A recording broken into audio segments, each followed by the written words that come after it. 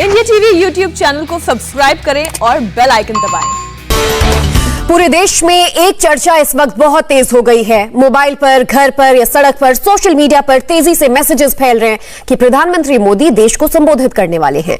ये खबर फैली कि मोदी नेशनल लॉकडाउन का ऐलान करेंगे और ये पूरा कंफ्यूजन फैला एक मुख्यमंत्री के बयान से। कैबिनेट की मीटिंग जरूर हुई, लेकिन उसके बाद कोई प्रेस कॉन्फ्रेंस नहीं हुई और इसके बाद उत्सुकता थोड़ी और बढ़ गई। देश में कोरोना के केसेस लगातार बढ़ रहे हैं। 12 राज्यों में तो करीब 1 लाख से ज्यादा एक्टिव मामले हैं, यानी भारत के टोटल एक्टिव केसेस का 81%। ऐसे हालात में नरेंद्र मोदी क्या करेंगे? संपूर्ण लॉकडाउन लगाएंगे या फैसला मुख्यमंत्रियों पर छोड़ेंगे? इस रिपोर्ट को देखिए, कुछ इशारा साफ मिल पाएगा।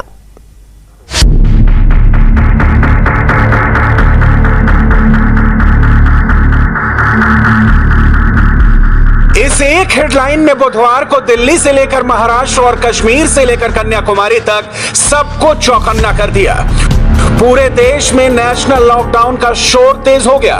जबरदस्त कंफ्यूजन फैला। कर्नाटक के मुख्यमंत्री को कोट करके जो कुछ भी छपा, उसने सोशल मीडिया से लेकर सड़क तक हंगामा खड़ा कर दिया। येदियुरप्पा के हवाले से खबर फैली कि कर्नाटक में कंप्लीट या पार्शियल लॉकडाउन लगाया जाएगा। इसका फैसला बुधवार शाम प्रधानमंत्री मोदी के स्पीच के बाद लिया जाएगा। मगर बाद में पता चला कि इस खबर में जरा भी सच्चाई नहीं थी। नेशनल लॉकडाउन को लेकर मोदी ने फिलहाल कोई फैसला नहीं लिया है, यानी आज या कल में मोदी की स्पीच की कोई संभावना नहीं है। बुधवार को स्वास्थ्य मंत्रालय की प्रेस कॉन्फ्रेंस हुई। इंडिया टीवी ने सीधा सवाल पूछा, क्या देश में नेशनल लॉकडाउन की जरूरत है? जवाब आप खुद सुनिए। जब वायरस का स्प्रेड बढ़ता है, एक्सेसिव होता है, तो चेन्स ऑफ ट्रांसमिशन को रोकने के जो बाकी एफर्ट्स हैं उनके साथ में रिस्ट्रिक्शंस को भी बीच में लाया जाता है कि रिस्ट्रिक्ट किया जाए। People movement should be reduced, intermingling should be reduced. और इस कॉन्टेक्स्ट में 29 अप्रैल को डिटेल गाइडलाइन इशू करी गई है, हेडेड।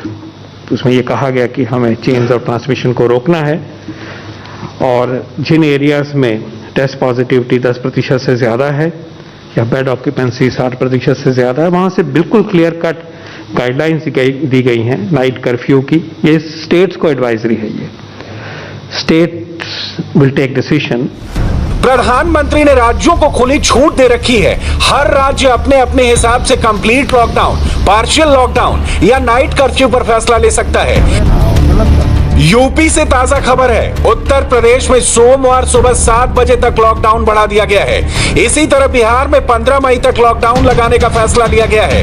गुजरात सरकार ने नाइट कर्फ्यू का दायरा 7 और शहरों तक बढ़ा दिया है। ममता बनर्जी ने बंगाल में लोकल ट्रेन सर्विस बंद कर दी है। पश्चिम बंगाल में बैंकों में काम की टाइमिंग सुबह 10 से दोपहर 2 बजे तक फिक्स कर दी गई है। ये उसी लाइन पर हो रहा है जिसका जिक्र प्रधानमंत्री ने अपने पिछले भाषण में किया था। मोदी ने साफ कहा था कि लॉकडाउन नहीं, सावधानी की जरूरत है। मोदी की वो बात एक बार फिर सुनिए। लोग अफवाह और भ्रम में न आए। साथियों, आज की स्थिति में हमें देश को लॉकडाउन से बचाना है। मैं राज्यों से भी अनुरोध करूंगा कि वो लॉकडाउन को अंतिम विकल्प के रूप में ही इस्तेमाल करें। लॉकडाउन से बचने की भरपूर कोशिश करनी है और माइक्रो कंटेनमेंट जोन पर ही ध्यान केंद्रित करना है। हम ऐसा करेंगे तो सरकारों को न कभी कंटेनमेंट जोन लगाने की जरूरत पड़ेगी, न कर्फ्यू लगाने की जरूरत पड़ेगी और लॉकडाउन का तो सवाल ही नहीं उठता है, आवश्यकता ही नहीं पड़ेगी। मोदी का मंत्र क्लियर है, कोरोना के खिलाफ लड़ाई में कड़ाई के साथ साथ दवाई भी चाहिए। पूरे देश में अब तक 16 करोड़ से ज्यादा लोगों को वैक्सीनेट किया जा चुका है। फेज 3 के वैक्सीनेशन ड्राइव में रफ्तार थोड़ी धीमी है, मगर 5 दिनों में 18 से 44 की उम्र के 6,70,000 से ज्यादा लोगों को वैक्सीन की पहली डोज लग चुकी है। देश के अलग अलग राज्यों को अभी तक 17 करोड़ से ज्यादा वैक्सीन की डोज फ्री ऑफ कॉस्ट मिली है। राज्यों और केंद्र शासित प्रदेशों के पास अभी भी 94 लाख से ज्यादा डोज पड़ी हुई है और अगले 3 दिनों में इन सभी राज्यों को 36 लाख से ज्यादा डोज मिलने वाली है। इस बीच वैक्सीन पर प्रधानमंत्री ने एक ट्वीट किया है और बहुत बड़ा मैसेज दिया है। मोदी ने वैक्सीनेशन के केरल मॉडल को एंडोर्स किया है और देश के दूसरे राज्यों को सीधा संदेश दिया है। पहले केरल के मुख्यमंत्री ने बताया, फिर मोदी ने साधारण भाषा में समझाया, वैक्सीन की बर्बादी ना हो, इसके लिए केरल वाले प्लान पर ही काम हो। केरल को मोदी सरकार से वैक्सीन की 73,38,806 डोज मिली और केरल ने 74,26,164 डोज दिए। इनमें वो डोज भी थे जो हर वाल में वेस्टेज के हिसाब से मिली, यानी केरल की सरकार ने अतिरिक्त डोज का भी समझदारी से इस्तेमाल किया और इसमें केरल के हेल्थ वर्कर्स, खासकर नर्सेस का अहम रोल था। मोदी के ट्विटर से क्लियर है, केरल के हेल्थ केयर वर्कर्स और नर्सेज ने देश के दूसरे हिस्सों के लिए एक एग्जाम्पल सेट किया है, खासकर उन 10 राज्यों के लिए जहां वैक्सीन की बर्बादी बेधड़क हो रही है। 5 मई 2021 की सुबह 8 बजे तक लक्षद्वीप में 9.5% से ज्यादा, तमिलनाडु में 8.5% से ज्यादा, असम में 7.5% से ज्यादा, मणिपुर में 7% से ज्यादा और हरियाणा में 5.5% से ज्यादा वैक्सीन के डोज वेस्ट हुए। ये सिचुएशन तब है जब देश में 45 प्लस के अलावा 18 प्लस का वैक्सीनेशन भी चालू है, मगर वैक्सीन की कमी हर राज्य के रास्ते में रोड़ा बनकर खड़ी है। मोदी के पास पूरी डिटेल है, मोदी हर कमी को पूरा करने की कोशिश कर रहे हैं, मगर कुछ राज्य इसमें साथ नहीं दे रहे। 4 तारीख को आया, 500 टोकन दिया, अपना नंबर नहीं लगा, वापस गया तो पहले बोलते नहीं है 500 के देंगे, धूप में खड़े। आज सुबह 6:30 बजे आया, 9 बजे टोकन चालू किया, वो भी नहीं बताते हैं कि इतने बजे चालू करेंगे, बरोबर है। उसके बाद अपने को टोकन दिया, फिर बोले अभी वैक्सीन नहीं है, 12 बजे बाद आओ। 12 बजे बाद आया और नंबर का तो कोई वैल्यू नहीं है, जो आगे वो पहले वो पीछे, ऐसा हो गया है। अच्छा, ऐसा कितना दिन चलेगा? अभी बोला कि 12 बजे के बाद आओ, 12 बजे हम लोग आ गए, अभी हमारा नंबर कुछ नहीं आया है। 6:30 का मतलब करीब आपको यहाँ पर आए 6 घंटे के आसपास का वक्त हो गया। आप ये फिर घर गए, फिर वापस आए। अच्छा। और अभी तक हमारा नंबर नहीं आया है। टोकन देंगे करके 8 बजे, 9:15 बजे टोकन दिया, बोले अभी जाओ 12 बजे आओ। 12 बजे आ गए तो टोकन का नंबर का कुछ वैल्यू ही नहीं है। अभी 90 नंबर है तो मैं 250 पे खड़ा है, कुछ इधर कुछ है ही नहीं, सुविधा कुछ भी नहीं है।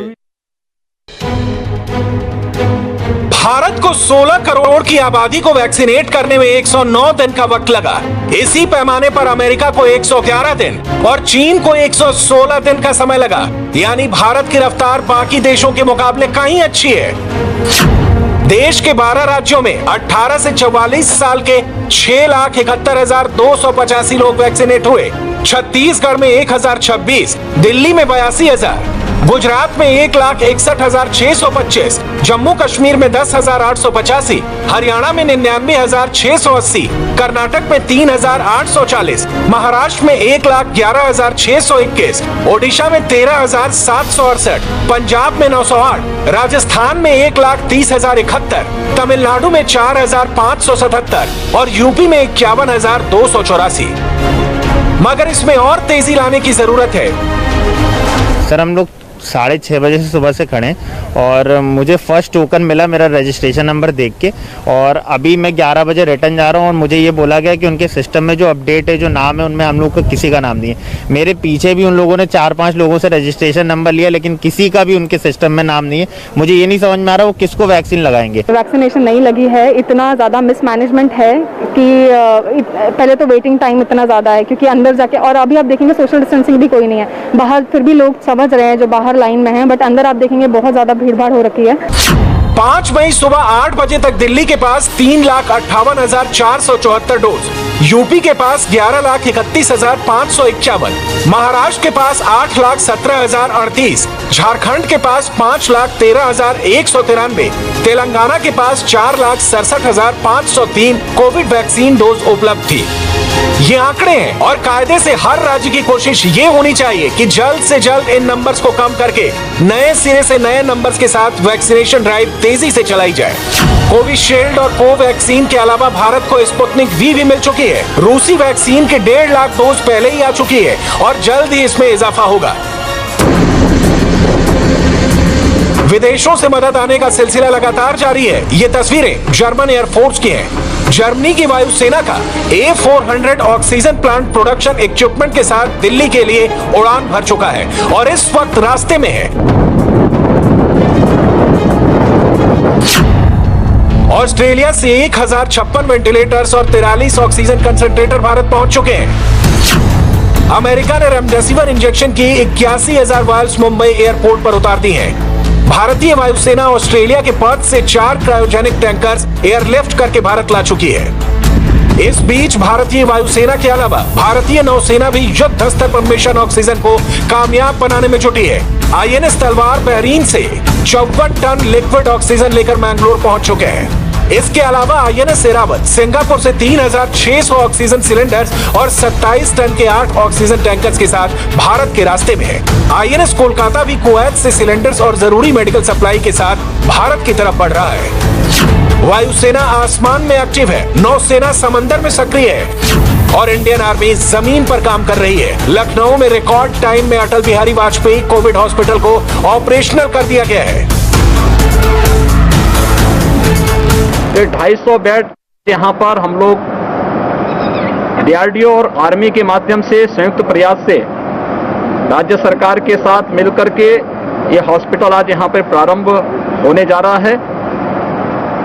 ये काफी बड़ा संबल होगा राज्य सरकार के और देश की कोविड के खिलाफ लड़ाई में, बहुत बड़ी मदद होगी। 150 उसमें वेंटिलेटर्स वाले बेड होंगे, यानी कि ICU बेड होंगे, और 100 इसमें ऑक्सीजन युक्त बेड होंगे।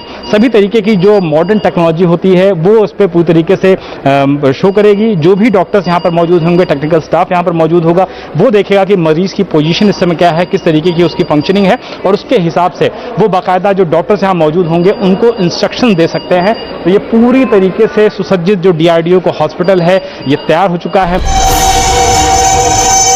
तेजी से मेकशिफ्ट हॉस्पिटल बनाने के अलावा दूसरा कोई ऑप्शन नहीं है। मगर अच्छी बात यह है कि ऑक्सीजन की बड़ी समस्या से निपटने के लिए भी युद्ध स्तर पर तैयारी की जा रही है। विदेशों से लाए गए ऑक्सीजन कंटेनर्स एक लोकेशन से दूसरे लोकेशन पर भेजे जा रहे हैं। Oxygen express medical liquid oxygen के साथ पटरी पर दौड़ रही है। डिमांड एंड सप्लाई चेन थोड़ी मजबूत हुई है। और दूसरी तरफ PM केयर्स के तहत दिल्ली के एम्स और RML हॉस्पिटल में 2 high flow medical oxygen plants install कर दिए गए हैं। इंडिया टीवी संवाददाता भास्कर मिश्रा की ये रिपोर्ट देखिए। PM केयर फंड से देश के 500 जिलों में ऑक्सीजन का प्लांट लगने वाला है और इसकी शुरुआत हुई है राजधानी दिल्ली के RML हॉस्पिटल से। ये देख सकते हैं, ये वो प्लांट है जो लग के यहाँ पे तैयार है। महज 1 सप्ताह के भीतर, जब ये प्लानिंग हुई थी, 1 सप्ताह के भीतर ये बन के पूरी तरह से तैयार हो गया है। और सिर्फ अब इतनी कोशिश भर की जा रही है कि इस ऑक्सीजन प्लांट को जो एग्जिस्टिंग लिक्विड ऑक्सीजन का जो स्टोरेज है उसके साथ अटैच कर दिया जाएगा और ये पूरी तरह से फंक्शनल हो जाएगा। PM केयर फंड के तहत राजधानी दिल्ली में 2 हॉस्पिटल में ये बन के तैयार हो गया है। एक एम्स के ट्रॉमा सेंटर में और दूसरा RML हॉस्पिटल में। आप अंदाजा लगाइए किस तेजी से इस पे काम किया गया है। महज कुछ ही घंटों के भीतर इसको सेटअप कर दिया गया। सारी तैयारी पहले से ही की जा चुकी थी और अब आखिरी रूप दिया जा रहा है। खासियत इस प्लांट की ये है कि ये जो आसपास के वातावरण में ऑक्सीजन है उसी से जनरेट करके ऑक्सीजन को सप्लाई करेगा। और आज के तारीख में हॉस्पिटल कोई भी हो, सबसे बड़ी ज़रूरत ऑक्सीजन की है। राजधानी दिल्ली में पहले से ही बहुत ज़्यादा किल्लत है। फंक्शन कुछ इस तरह से होगा, यहाँ से ये प्रोसेस शुरू होगा और ये कंप्रेसर है, यहाँ से सराउंडिंग में जो एयर है वातावरण में वो लिया जाएगा और फिर उसके बाद प्रोसेस करके ये तैयार होगा और आउटपुट यहीं से जाएगा।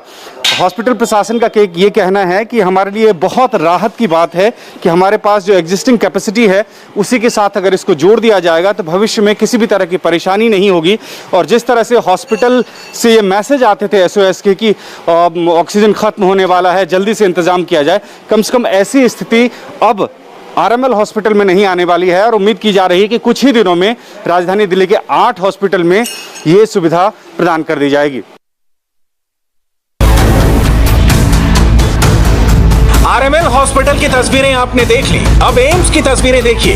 यहाँ भी रिकॉर्ड टाइम में ट्रॉमा सेंटर में ऑक्सीजन प्लांट लगाया गया है। छोटी से छोटी चीज का ख्याल रखा गया है। मकसद सिर्फ एक है, कोरोना के खिलाफ ऑक्सीजन की कमी वाले युद्ध में जीत हासिल की जा सके।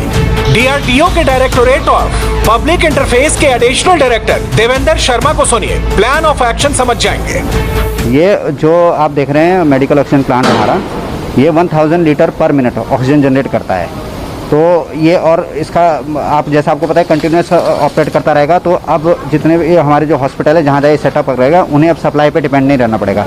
उनके कैंपस में एक ऑक्सीजन प्लांट लगेगा और वो डायरेक्टली अपना मतलब इस ऑक्सीजन प्लांट से पेशेंट को ऑक्सीजन सप्लाई कर सकते हैं। अभी राइट नाउ 5 ऐसे हॉस्पिटल हैं जो कि दिल्ली और NCR में एम्स झज्जर हो गया, और अपना दिल्ली में हो गया AIIMS trauma centre, Safdarjung, RML और लेडी हार्डिंग। यहाँ पर अभी ये अगले 2-3 दिन में ये हमारे सेटअप हो जाएंगे। 2 प्लांट ऑलरेडी, एक प्लांट आज ये सेटअप हो रहा है यहाँ पर, एक RML में हो रहा है, और बाकी जो 3 है वो अभी अगले 2-3 दिन में उसको हमने प्लान है कि वो जल्दी सेटअप हो जाएगी। कोरोना की सेकंड वेव के खिलाफ ये लड़ाई कई फ्रंट पर लड़ी जा रही है। मोदी कंट्रोल रूम से एक एक चीज मॉनिटर कर रहे हैं। वायु, समुद्र, सड़क और रेल के रास्ते एड़ी चोटी एक कर दी गई है, कोई कसर नहीं छोड़ी जा रही है। अगले 2 हफ्ते बहुत इंपॉर्टेंट है। मोदी अपना काम कर रहे हैं और पब्लिक को भी इस लड़ाई में इक्वल पार्टनर बनना होगा।